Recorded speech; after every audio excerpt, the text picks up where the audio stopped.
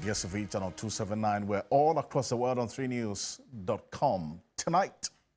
Well, not so good news as there is an apparent surge in cholera cases across the country and with mortalities as well. And Ghana has now recorded 35 deaths since October this year as a result of the cholera outbreak. We'll give you the breakdown and delve further into this because Ghana Health Service is warning of dire consequences, especially in the festive season. Stay with us. We have a conversation on this matter here on Ghana Tonight. Also, conflicting reports coming through as despite assurances by the Ministry of Education on the release of the West African Secondary Certificate Examination results by December 29. That's 4 days away from today. The examination body, WAEC, says that may be far-fetched. More of that a little later. Stay with us on Ghana Tonight. Also still on the matters of education, the Colleges of Education Teachers Association of Ghana, CTAG, they're on the brink of another indefinite strike if government fails to address long-standing grievances by the last day of the year, December 31, which is some 6 days away from today. We've got all the details for you, issues plus others here on Ghana Tonight. As always, you're an integral part of the conversation. Let's hear from you. The hashtag we're using is Ghana Tonight on Facebook and on X. Let's get talking.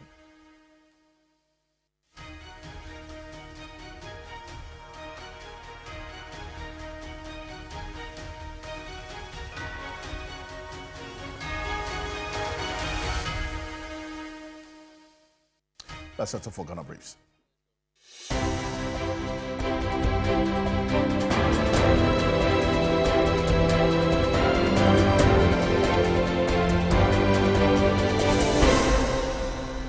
The private developer overseeing the Saglemi housing project has assured the public that the fire outbreak, which occurred late Tuesday night, did not affect any critical documents related to the execution of the project.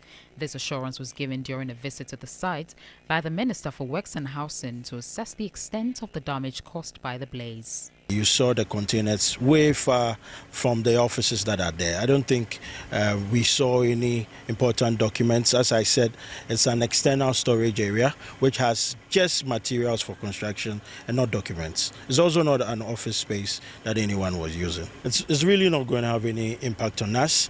Most of the work that we'll be doing will have new materials that will be needed to fix the things that we are doing in there.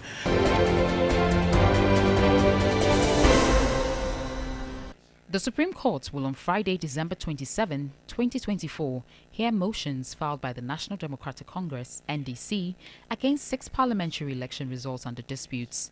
The motions at the Supreme Court are, among other things, seeking to invoke its supervisory jurisdiction to quash the High Court's order to the Electoral Commission, EC, to collate and declare results of 6 disputed parliamentary election results. On Friday, December 20, few hours after the High Court in Accra, presided over by Justice Reverend Joseph Usu-Edo-Ajaman, had granted a mandamus application from 6 parliamentary candidates of the New Patriotic Party, the NDC went to the Supreme Court.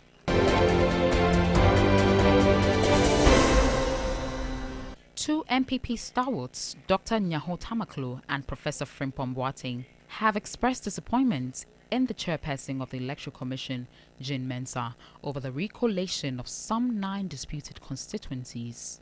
A retired military general, Joseph Nuno Mensah, is equally averse to the position of the EC. Speaking to 3FM's Sunrise host Johnny Hughes, they said the move is a grand scheme between government and the commission to cause anarchy. If we are not careful, the Electoral Commissioner will lead this country into destruction. I've said that, and I'm still saying that. We are not yet out of the woods. What I like is that third president and his party have been very calm and quiet about this. In the military, you don't know how to lie. You know, we don't know. So I don't know how Ghanaians came to learn to tell such lies. Go and you have voted. Count the figures, you can't count. We can count. But you want to lie. You want to cheat. That is what is killing us.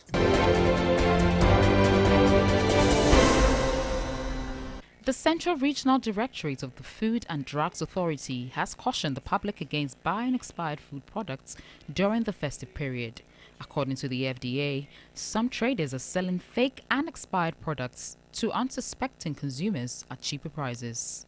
We urge all consumers to check the dates on the products, especially with the expiry dates.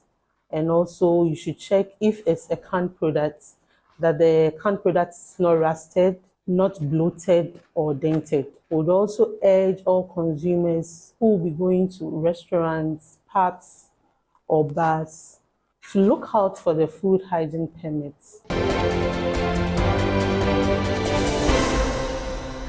Christmas Day is no doubt one of the best moments on the Christian calendar. For some expectant mothers at the Bridge Hospital, to give birth on Christmas Day is divine and meaningful.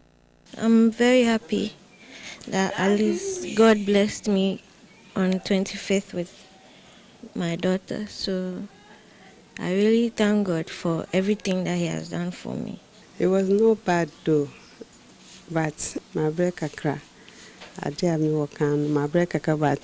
I'm quite tired, but very happy to give birth on a Christmas Day. Very happy. Say my Christmas Day, and I'm going to my swaka.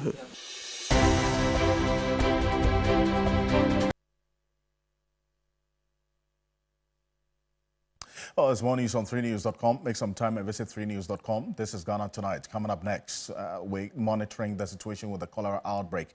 Cholera cases are on the rise. That's coming up next. The Ghana Health Service has reported a case total of about 4,155 suspected cholera cases nationwide.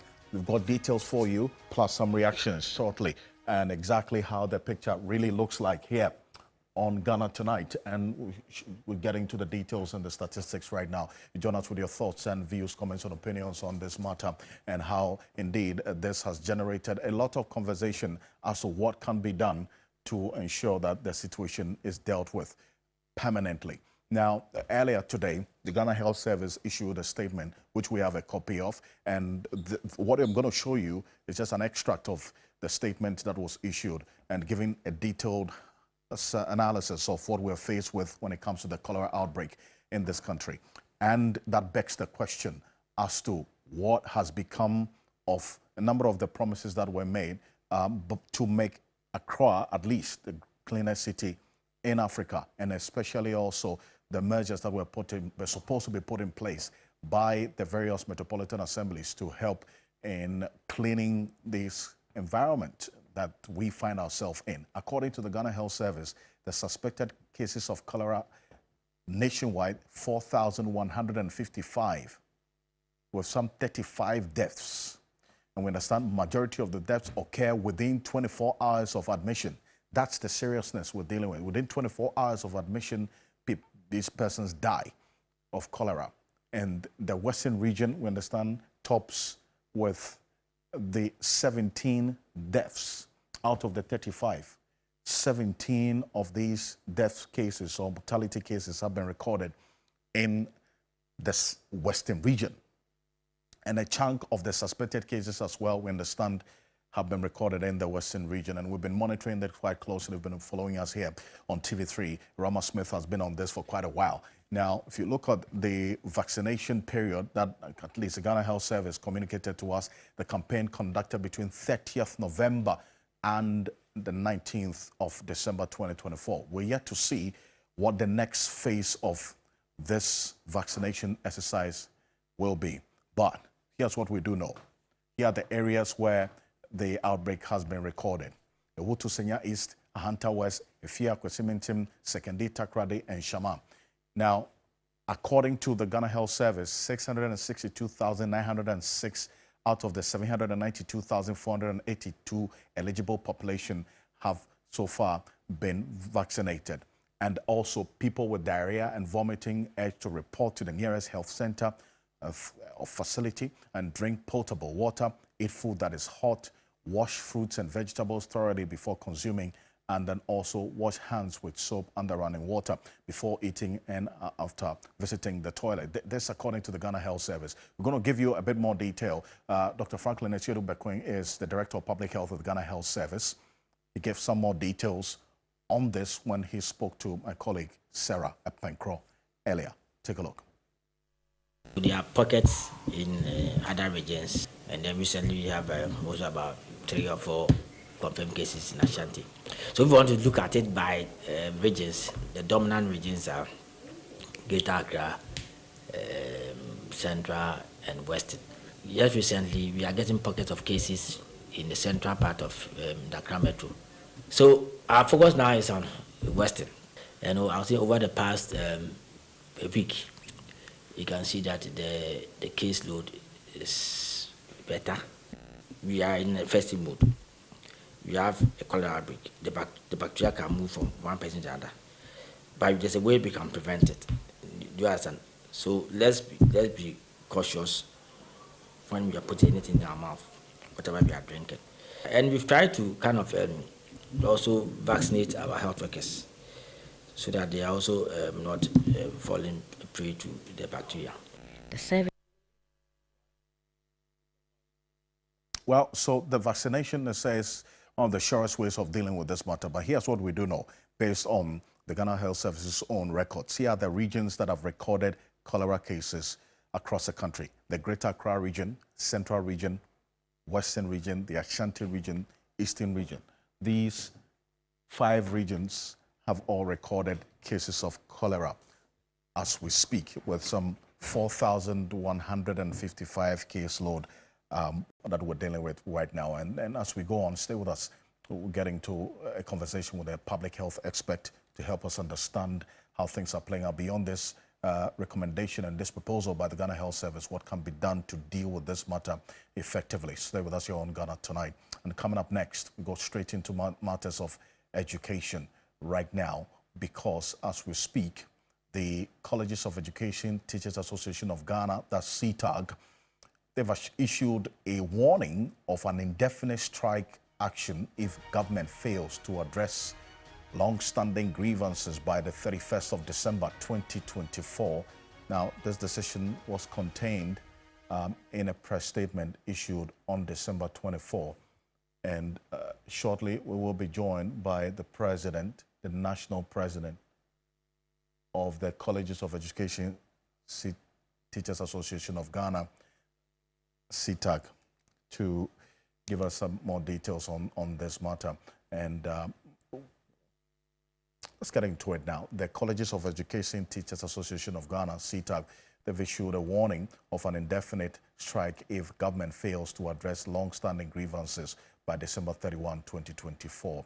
Now, this decision was contained in a press statement issued on December 24, 2024. CTAG's concerns stem from the National Labour Commission's Arbitration Award issued on May 2, 2023, which government has allegedly failed to implement.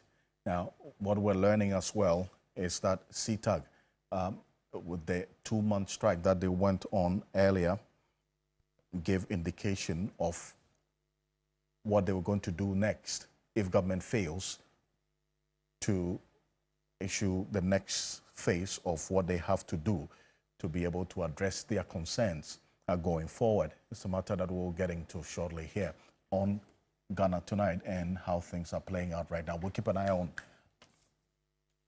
this and also shortly get through to the president, the national president of the Colleges of Education Teachers Association of Ghana, CTAG, to get some more details on what they're going to do next. Also, keeping an eye on how, especially the various education, that's colleges of education, are bracing themselves for this rather unfortunate development we're hearing. If you recall, CTAG went on strike for 2 months earlier this year, between July and August.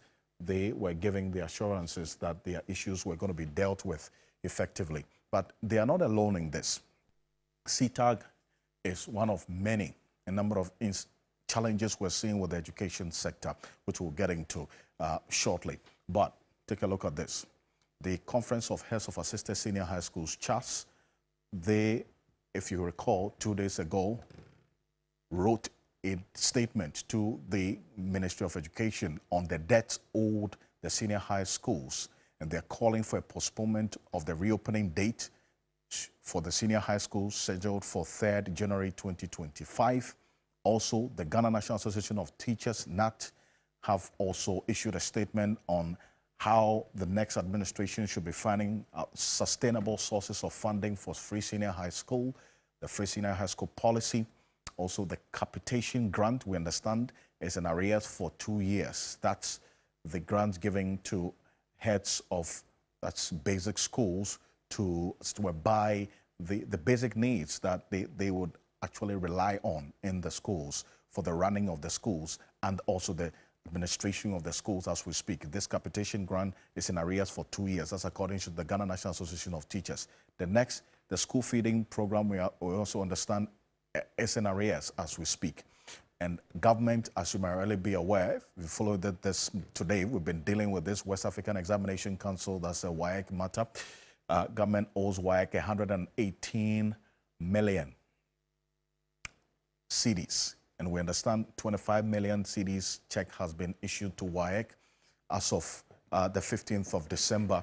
And we understand WAEC says they are yet to get any details on what they're going to have to do next on it. So we'll keep an eye on this one as well. And now the Colleges of Education Teachers Association of Ghana, CTAG, who have threatened an indefinite strike action as we speak. So these are the issues right now and the matters playing out in the education sector.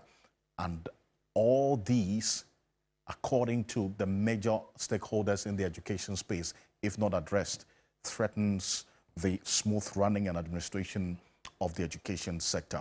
At least these 5 issues that we're dealing with right now, about 6 of them. Now, the Ministry of Education had indicated that they expect for the WAEC one, they expect that on the 29th of December, which is just 4 days away from today, the West African Examination Council should be able to release the WASI results. But WAEC is saying otherwise, that they cannot give that assurance, contrary to what the Minister of Education had indicated. Let's hear from the Minister of Education, Dr. Yao Educhum, on the release of the WASI results as against what WAEC is pointing at right now, that is the debt owed them. Take a look.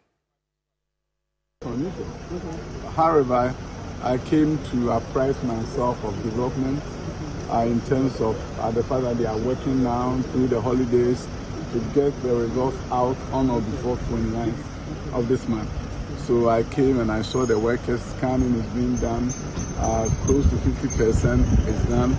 They assure me by the end of the day over 50% of scanning will be completed. On or about 29th of this month, the results will come out. So I'm very satisfied. We know they were having some little challenges with funds initially. Do you think that the delay of the funds may affect the speed at which they 28th, 29th results will be out. We're on the same page with them. Okay. All right. But the 35 million, will it come? You owe them at least more than 100 million cedis. Excuse me, you don't have the facts. Okay. So it's important that you get the facts before you confuse the public. Thank you. So how much do you owe the WAEC in itself? Honorable, we are here for you to give us the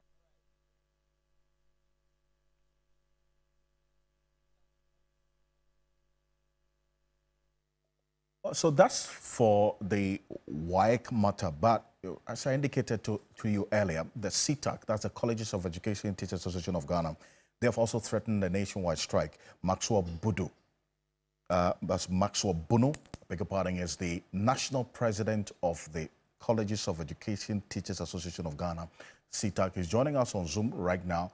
Mr. Bunu, good evening. Thank you for connecting with us. Good evening, Alfred. Well, and good evening to your viewers as well as all my colleagues in the 46 colleges of education in Ghana. Right. What has occasioned this latest threat of an indefinite strike action by CTAG?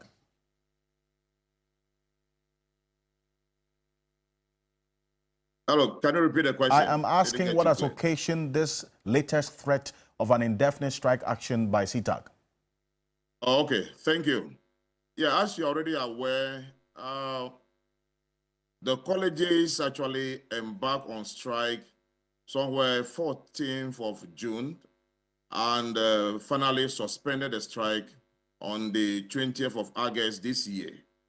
And the reason for the suspension was because there were several interventions from the stakeholders. The first one came from the Office of the Vice President. One, Fred Owari, met CITAC executives and promised that all the issues, the concerns that we raised regarding our arbitral award that we got from National Labour Commission on the 2nd May 2023, the award will be implemented.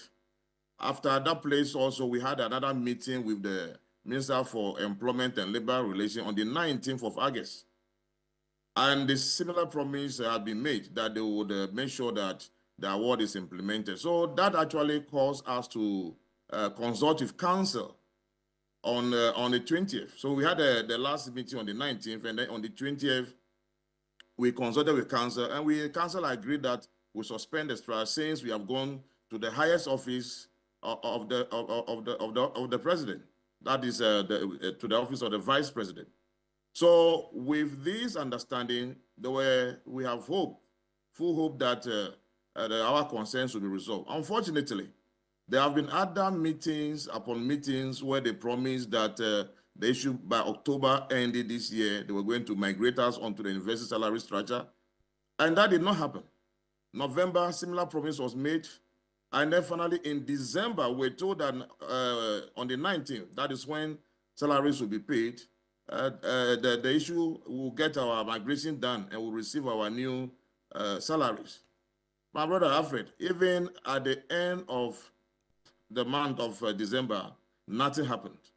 So these were the reasons why we have threatened again that we're going to embark on strike.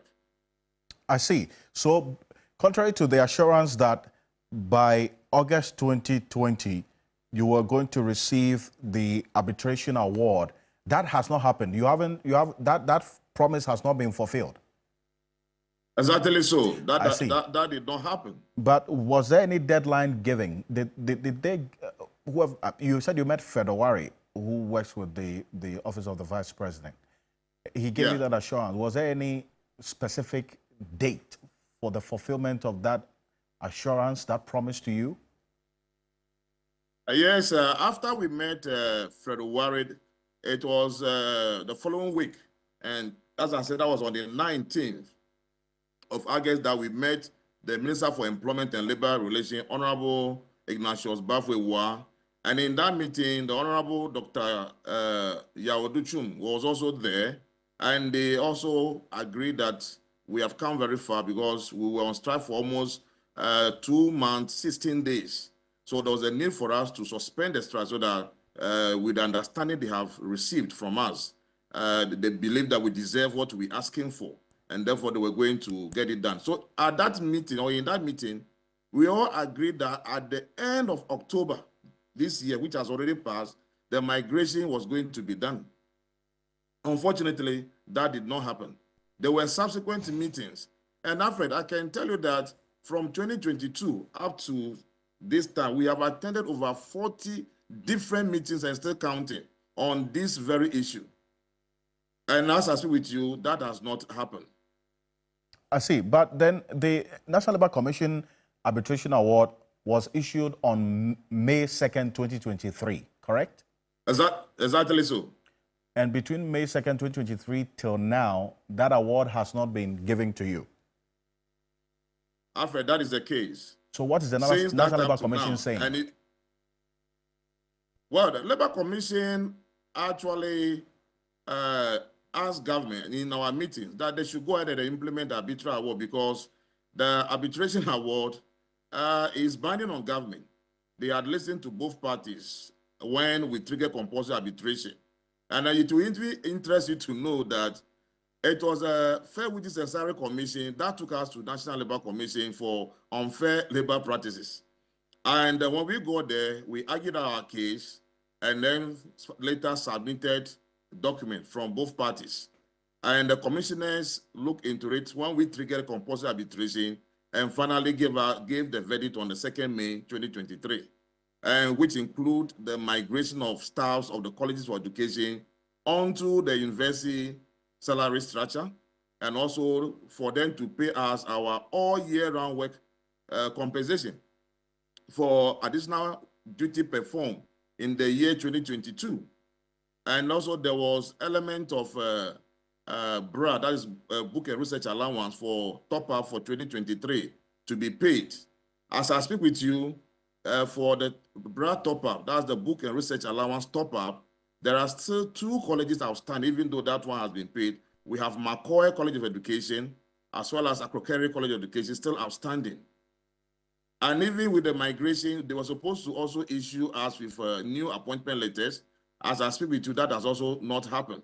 But I need to also be honest to say here that yesterday, I had a call from Prinkoff president, that's Professor Tintonu, who made it clear to me that he himself and Professor Ahmed Abdullah Jinapo, that's the Director General of GTEC, went to controller to speak with the Director of Payroll for them to fast track our migration, because they have already gotten financial clearance from Ministry of Finance. We also made a follow-up and we received the same information, but we demanded for evidence, because what we have gotten to Alfred, our colleagues, my colleagues, want to see evidence that really we are being migrated, not just by word of mouth. But unfortunately, we could not receive any clear evidence. And my colleagues are of the view, myself and Pat, that until we see clear evidence, come January 13, 2025, when colleges are supposed to reopen, no college tutor will step his or her feet into any classroom to teach. I see. In any case, we have given 31st December for us to declare strike, but that will be dependent upon what happened in between these few days up to the 31st of December. But the Prinkoff president tells you that some payment has been made, but that is yet to reflect in your account and the accounts of your members. So until the reflection, in fact, until you receive the alert in your account, you are not going to call off the intended strike action. Exactly. So, but what I said was that a Prinkoff president said they had gone to controller to talk to those in charge to fast track our migration process. That was the message. So, not that they were actually paying us, that they have to fast track the process. So, we are yet to see the evidence of that, because we have received similar promises upon promises, and that's what brought us to this level. We have actually believed the government, exhibiting good faith with them, but they have consistently disappointed us. So if by the 31st of December, which is just some 6 days away from now, you don't receive the alert of any money deposited in your accounts, by January 13, the colleges of education, 36 of them, you should not expect you, the CTAC members, to be at post. You are going on strike. Exactly so. We have 46 colleges. 46, yes. You're not going to be at post. You are going on strike. That's what's going to happen. Hello, Mr. Bono? Hi. Fortunately. Maxwell Bono, can you hear me? Well, so point well made there. So a number of dates to look out for. January 13 is the date that the colleges of education are expected to reopen. The CTAC president tells us that by the 31st of December, which is just 6 days away from today, if they don't receive any alerts in their accounts that monies have been paid in fulfillment of the arbitration award, which was given to them sometime in May 2023 by the National Labour Commission, they will go on another indefinite strike. This is not the first time CTAC has gone on this indefinite strike. Sometime this year, between July and August, there were almost 2 months strike action that they went on. And as we speak, even that almost 2 month strike action did not yield them the results that they were looking for to have their arbitration award paid to them. So we'll see how the coming days will look like on this matter. But let's still stay on the matters of education a bit further, because there's another promise again. And this time around, that's to the West African Examination Council, WAEC. Government owes WAEC about 118 million Ghana cedis. We understand 25 million cedis has been paid. That's coming up next. Let's go into it right now. Coming up next year on Ghana Tonight. The West African Examination Council, they're also casting doubts on the council's ability to meet the December 29 deadline for releasing the 2024 West African Senior School Certificate Examination. That's the WASSCE results. Now, this comes after the Minister of Education, Dr. Yawase Duchum, assured the public that WAEC will release the results, that's the WASSCE results, on the specified dates. That's December 29. That's 4 days away from today. Let's recall that conversation that Dr. Yawase Duchum had with journalists after he visited WAEC. Take a look. However, I came to apprise myself of development in terms of the fact that they are working now through the holidays to get the results out on or before 29th of this month. So I came and I saw the workers scanning is being done. Close to 50% is done. They assure me by the end of the day over 50% of scanning will be completed. On or about 29th of this month, the results will come out. So I'm very satisfied. We know they were having some little challenges with funds initially. Do you think that the delay of the funds may affect the speed at which they 28th, 29th results will be out. We're on the same page with them. Okay. All right. But the 35 million, will it come? You owe them at least more than 100 million cedis. Excuse me, you don't have the facts. Okay. So it's important that you get the facts before you confuse the public. Thank you. So how much do you owe the WAEC in itself? Honorable, we are here for you to give us The journalists didn't get the answers to the full complement of their questions.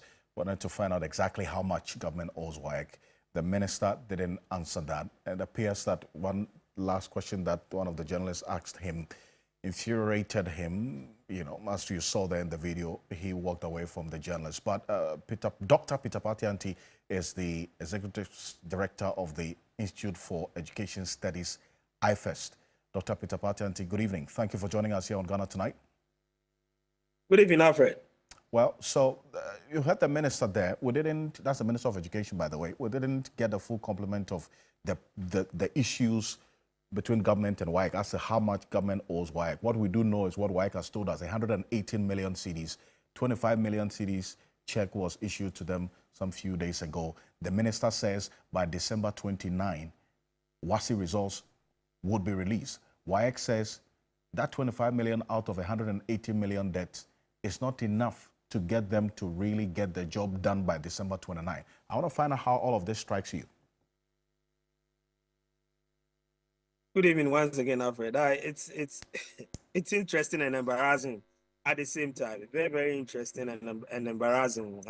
It is embarrassing because for the minister to give a date and WAEC to come out to say that they have not given out any date for the release of the results means that there's some gap in communication between the ministry and the examination body. And I think this has come about as a result of bad faith on the side of the Ministry of Education, because throughout this year, WAEC has been complaining. WAEC has been complaining about their payment. They complained during BEC period. They complained during the preparation towards WASSCE, and they are complaining right after the exams. I remember during one of our conversations during the before WASSCE, I made the point that if WAEC is not able to receive all the monies that they are requesting for, it will be difficult for them to undertake the post-examination exercise. And that is exactly what is happening, because this is the point that they need a lot of money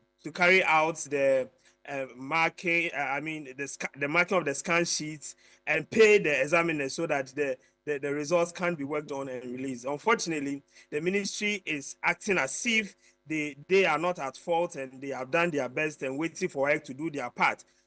But as the officials from WAEC have indicated, they cannot do anything with the money that has been paid them, and therefore, the purported dates that's been suggested by the Minister of Education cannot be relied on. I see. But here's where the challenge is. The parents who are watching us right now and listening to us on radio right now are hoping that the results would come through for them to prepare the awards for the next academic year ahead of us. And we know all the challenges that comes with that process of preparation. Now, with all of this back and forth, I wanted to just put yourself in the shoes of a parent watching us right now and what they might be going through as we speak. Dr. Anti. Even we can even start from the students. The anxiety that you've written exams and you're waiting for your results, that anxiety alone can cause a lot of health situations with the students. And then you bring in the parents also. Again, we have to understand that most of our universities now do what they call awaiting results. So most of these students have already bought their forms, and all that they are waiting for is the admission. And the universities are waiting on WAEC to release the results so that they can now go through and know who they are going to admit and who they are not going to admit. And because of this, all the tertiary institutions are preparing to open the first or second week in January, because they were hoping that by that time the results would have been out, they would have admitted the number of students, and the academic year will kick off. As it stands now, we don't know when the results are going to be released. We don't know when admission letters are going to come out, and we don't know when these students would report. That is the kind of burden that the behavior and attitude of the Ministry of Education have placed on parents and students. And it worries me that they are not even seeing that part of the difficulty that they are causing the Ghanaian students and the parents. They are going about mentioning dates without even consulting WAEC whether they will be able to finish at that time or not. This is very, very unfortunate. I don't expect something like this to happen in our education sector. And you have listed a lot of the challenges that we are having now. It's like nothing is really working now in the sector. And you see, the WAEC says the debt, even though when we asked the Minister of Education, the journalist there asked him how much government owes WAEC, he didn't give an answer to it. WAEC says 118 million. 25 million has been paid. And according to John Kapi, who speaks for WAEC, that says about between 40 and 45% of the work that has been completed so far, with 55% still pending. And the additional financial constraints is hindering the progress of the work as we speak. So that's 25 million, he says, is just a drop in the ocean. It cannot do much. That's WAEC's verdict on what has been paid so far. Dr. Pitanti.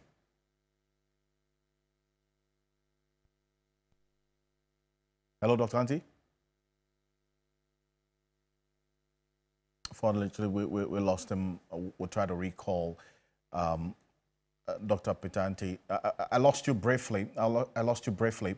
I was asking about the debt and the quantum that we're talking about right now, because WAEC says that even though, yes, they have received 25 million, the amount left over 90 million, if you take out that 25 million from the 118 million, over 90 million is still a huge debt that they cannot make so much progress with. I mean, you followed this situation quite a while. Is this a precedent that has been set before, or this is unprecedented with this WAEC situation, the debt that WAEC is owed now? Alfred, my analysis of the sector suggests that there's been some kind of relationship between WAEC and the Ministry of Education, and of course any government that is in power, and that kind of collaboration and understanding in terms of reimbursement of funds and so on and so forth. But it seems that trust has been broken. And I recounted the number of times WAEC have complained, especially this year, about their payments, and they have been ignored. And I think that is what has generated into this. Because if government owes you, know that technically government would pay. And because of that, in subsequent years, although some amounts were being owed, they were able to go around it and then release the results. But at this stage, I think WAEC hands have been tied to the back. They cannot proceed because they have indicated that most of their machines are broken down. They need money to fix it. That is what has created this. And I was expecting that the ministry would be a little bit proactive and help them address this particular challenge rather than go out with the cameras and do that kind of PR work. This situation, as we are experiencing now, I don't remember the last time we experienced anything like that. But as I said, that was because of the good faith that existed between the ministry and WAEC. And since this is broken, that is why we're experiencing what we're experiencing now. And for WAEC to even come out to counter what the minister said on that day seems or suggests to us that there's no form of communication that is existing between these two institutions, especially when WAEC feels that they have been taken for granted. Well, this 29th date that the minister says these results will be released, the WASI results will be released, is just 4 days away from today. In fact, this coming Sunday. So by 30th, which is this next week, Monday, if the results are not released, what would be your verdict?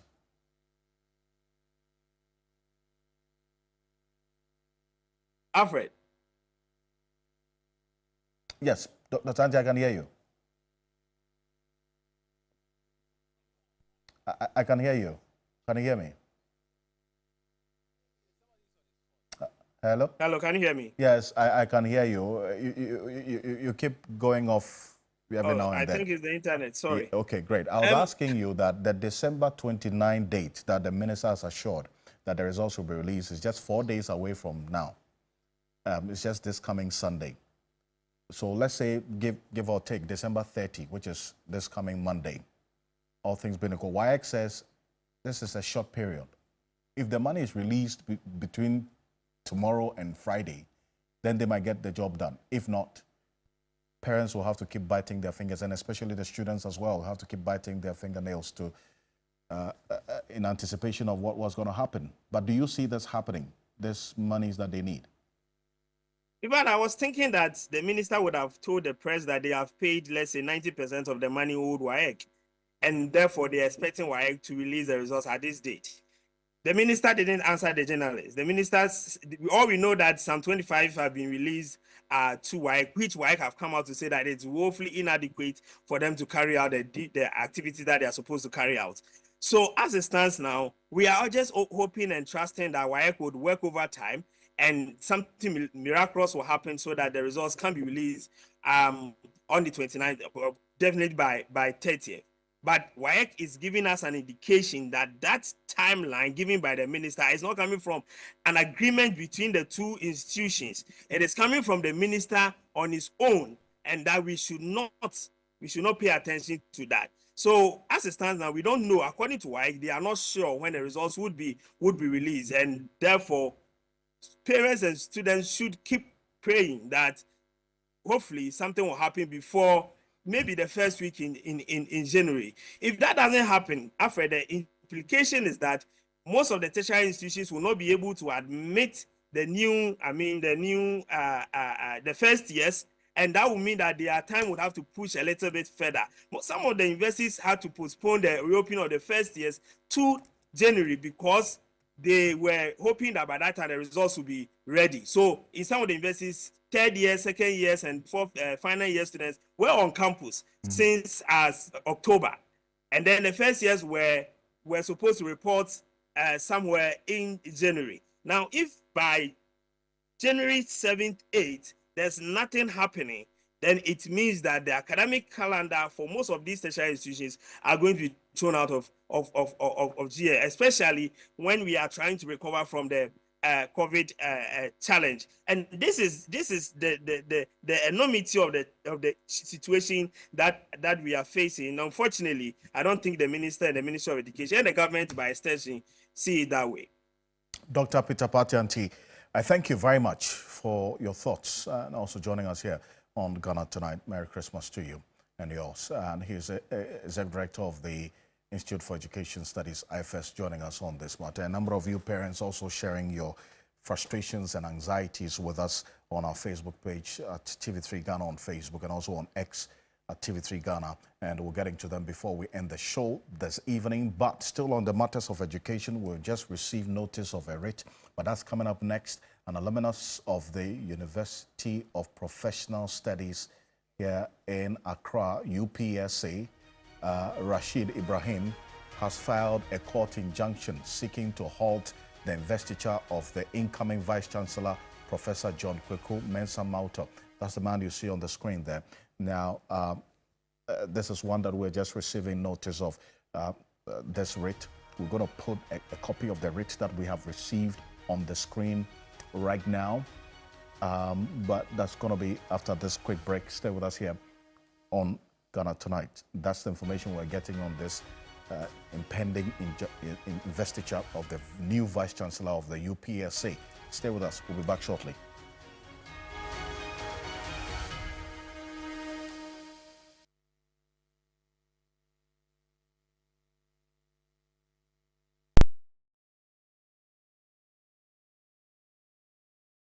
You know, one bucket of Flamingo paint is equal to several buckets of any other paint brand on the market. Flamingo paint, superior durability, superior hiding, superior coverage. Flamingo paint, simply superior. You know, one bucket of Flamingo paint is equal to several buckets of any other paint brand on the market. Flamingo paint, superior durability, superior hiding.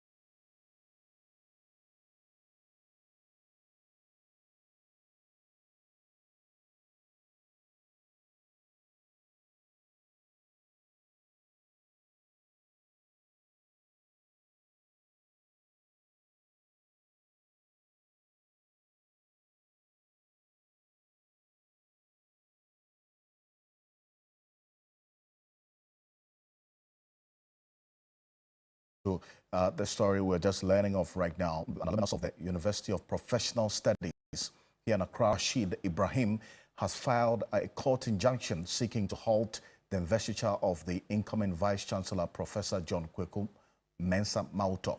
The ceremony, scheduled for Friday, the 27th of December, has been called into question following allegations surrounding Professor Mautor's academic promotion.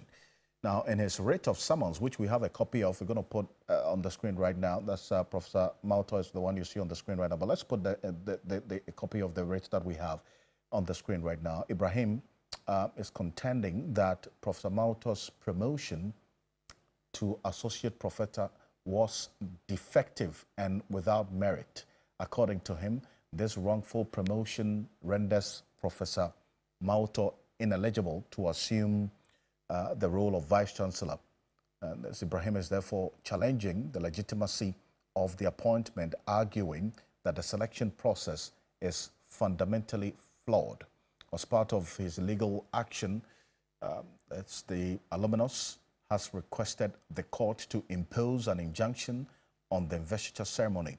The UPSA registrar has officially been served with the court documents, from what we're learning, awaiting further legal proceedings. Now, this development has sparked interest within the academic community, with many observing how the court's decision could impact the university's leadership and governance going forward. So that's part of the rate you see there. As part of the criteria provided for a person to be promoted or appointed to the rank of an associate professor, he or she must, in addition to satisfying the qualification for a senior lecturer, publish at least 7 refereed journal articles in reputable journals. In the case of promotion to the rank of associate professor from the rank of senior research fellow, one needs at least 10 refereed journal articles in reputable journals, in addition to satisfying the requirement for promotion or appointment as a senior research fellow. The above notwithstanding, and contrary to established regulations and principles of the defendant, John Kweku Mensah Mautor, who was promoted to the rank of associate professor in 2021, did not meet the criteria provided, making his appointment contrary to the criteria for appointment and promotions of senior members, academic, adopted in 2021. For a number of things that he puts out there, and also makes reference to subsequent John Kweku Mensah Mautor's defective promotion to the rank of associate professor. Council, through a search committee, announced a vacancy for the position of Vice-Chancellor on March 18, 2024, with the successful candidate taking office in January 2025. A key requirement in the announcement of March 18, 2024 was that the successful candidate must be of professional status in the defendant's school or analogous institution. On May 6, 2024, John Kweku Mensah Mautor was announced as the successful candidate for the position of Vice-Chancellor of the defendant's school to assume office in January 1, 2025. And this is what the alumnus is challenging right now. And look, this is a case that has also generated some conversation in academic circles. We'll see how things play out on this matter. But that leads us to the People's Voice. It's Christmas Day, 25th of December. We're at the West Hills Mall a few minutes ago, where most of you have been sharing your Christmas night experience with Joe Bulaboja and the team there. Take a look. It's been a long time I've been celebrating, or it's been a long time I celebrated Christmas. So today I just want to make myself happy, because Christmas is all about being happy and also celebrating the birth of Christ. So I'm very, very happy seeing people around, seeing friends around, hanging around with old friends. It's such a joy being here. It has been a very good day to me. You know, today is the birth of our Lord Jesus Christ, and we are also here to remember our Lord Jesus Christ. So it is full of celebrating. We are celebrating ourselves here, having fun together. You know, today is Christmas Day, and you know, this day will never meet us again. So far as this day came to meet us, we need to celebrate it in fullness. So I didn't came with my girl. I'm very, very happy. Although the system is very hard, by the grace of God, I'm able to find myself out and I'm celebrating it. It's going very smoothly. I'm spending it well and everything is going well. As you can see, we are at West Hills Mall, enjoying with friends and family. Just here to have fun with a few friends. Yeah, we came here 3 in number, just hanging out and all. has been very long and busy here and there. So we decided to just relax and have fun for the night. I actually came here to at least explore and have a little bit of fun because it's the end of season and at least you have to, if not anything, go out there and at least have fun. That's why I'm here. Everything is fine. We're okay now. We just came here to have a fun with my family. And, we are still moving around. As time goes on, maybe like 2 or 3 hours time, we need to go home. We are just looking to where the music is going. We're just going to have a more fun there. And after that, we go home. We'll stay there and see, waiting for tomorrow too. Many of you are having fun here. We certainly would not break any programming. So all throughout the season, we will be here to bring you Ghana Tonight and all the other programs here on TV3 and also on 3FM 92.7. That's our Christmas gift to you. So enjoy it, you know, as we go. But, well, is there no Christmas at the Jubilee House? That's a question that really got a lot of you having conversation on social media. Because that's the verdict and questions on the minds of many. We've seen over time, at least a few years gone by, some good lighting at the Jubilee House over the period. But this time around, well, that's not seen. Take a look.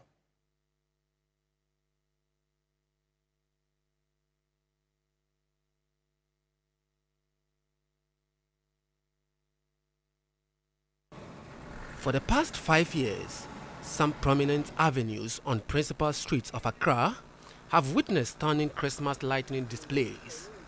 This year is no exception. A drive along the Liberation Road reveals stunning holiday lights on major landmarks.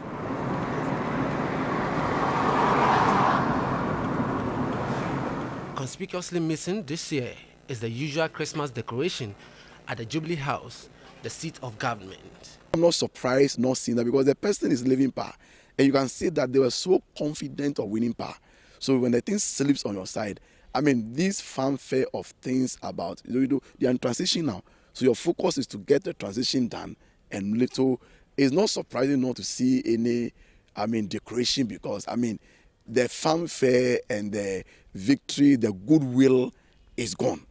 Against this backdrop, I spoke to a cross-section of the public to find out if the outcome of the 2024 general elections has influenced how they plan to celebrate this Christmas. I think we all have to come together and then celebrate.